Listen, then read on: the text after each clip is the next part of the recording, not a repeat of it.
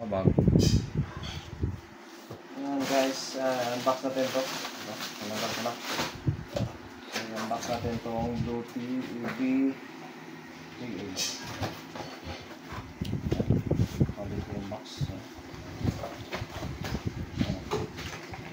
Ito yung sa ano niya, saksak niya.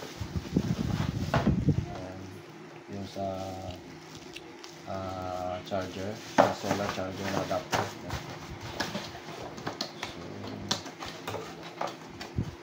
Gagamitin natin to guys sa wifi natin. Kasi may feature siya na UPS yan. Ayan, manual. Ito na yun. Ayan.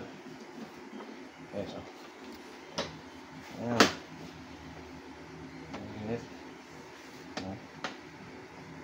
Ayan. So ito natin yung power ito.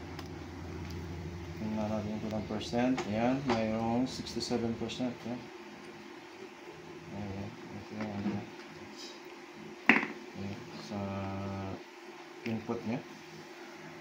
Ito yung sa charge. Ito yung sa solar.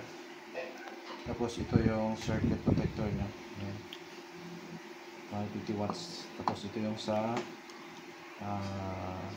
car charger.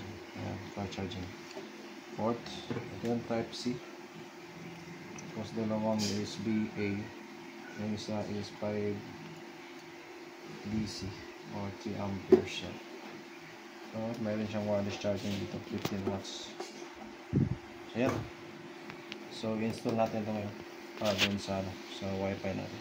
Okay, thank you.